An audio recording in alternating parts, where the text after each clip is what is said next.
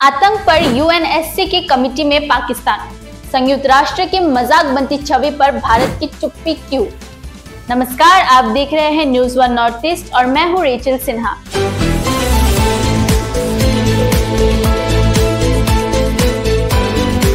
आज के हमारे विशेष रिपोर्ट में हम बात करेंगे उस कड़वी सच्चाई की जो अंतर्राष्ट्रीय मंच पर भारत की भूमिका और संयुक्त राष्ट्र की गंभीरता पर सवाल उठा रही है।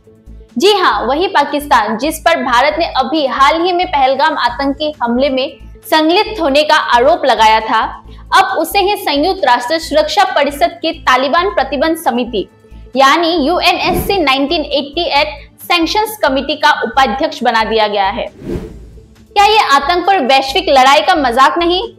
और उससे भी बड़ा सवाल, भारत चुप क्यों है? 1988 समिति संयुक्त राष्ट्र सुरक्षा परिषद की वो कमेटी है जिसे अफगानिस्तान में शांति और सुरक्षा को सुनिश्चित करने के लिए बनाया गया था। इसका काम तालिबान से जुड़े आतंकियों, उनके मददगारों और वित्तीय नेटवर्क पर निगरानी रखना, उन पर बैन लगाना और अंतर्राष्ट्रीय सहयोग सुनिश्चित करना है। इस समिति की भूमिका अफगानिस्तान की स्थिरता के लिए बेहद अहम मानी जाती है और अब उस कमेटी का वाइस चेयरमैन बना है पाकिस्तान। पाकिस्तान वो देश जिसे खुद संयुक्त राष्ट्र, FATF और दुनिया भर की एजेंसियां आतंक को पनाह देने वाला देश कहती रहती है।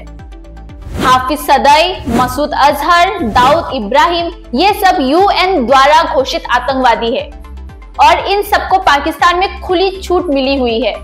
ISI की भूमिका अफगानिस्तान से लेकर भारत तक आतंक फैलाने में रही है। भारत के खिलाफ सर्जिकल स्ट्राइक, बालाकोट जैसी कार्रवाई की वजह भी पाकिस्तान समर्थित आतंक ही रहा है। तो फिर ऐसा देश कैसे तालिबान विरोधी समिति का उपाध्यक्ष बन सकता है?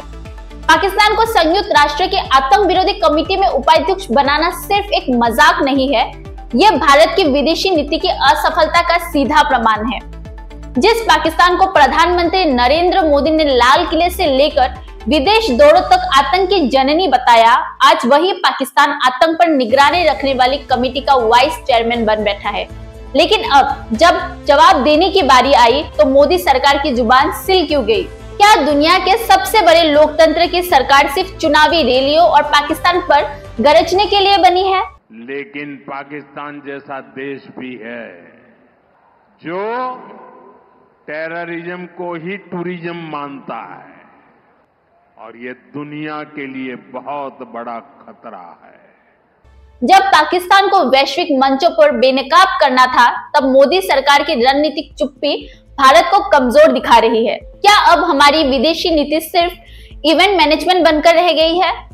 ना विदेश मंत्री डॉक्टर S जयशंकर का कोई बयान, ना प्रधानमंत्री मोदी ने इस नियुक्ति पर कोई प्रतिक्रिया दी और ना ही UN में भारत के स्थायी मिशन ने कोई सार्वजनिक आपत्ति जताई।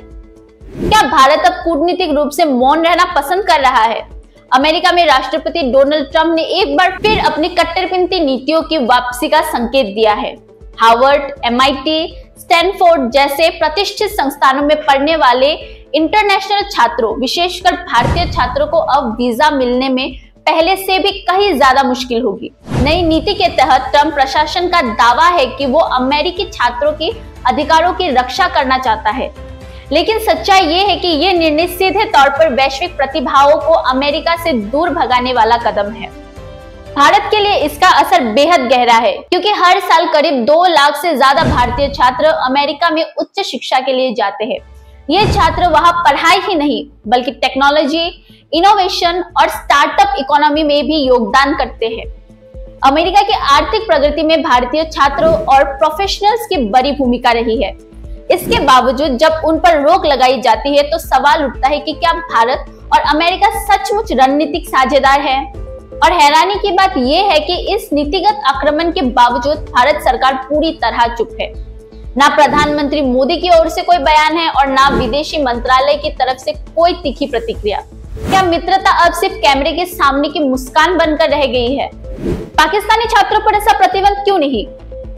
क्या ये इस बात का संकेत नहीं है कि ट्रंप की अमेरिका अब पाकिस्तान को भारत से ज्यादा लचीलापन दे रही है, जबकि पाकिस्तान को अमेरिका खुद ही आतंकवाद का घर मानता रहा है? तब भी अगर भारतीय छात्रों को निशाना बनाया जा रहा है और पाकिस्तानी छात्रों को नहीं, तो ये भारत के लिए कूटनीतिक हार और अपमान जैसा है। क्या यही वो घनिष्ठ मित्रता है जिसकी बार बार तस्वीरें दुनिया को दिखाई जाती है?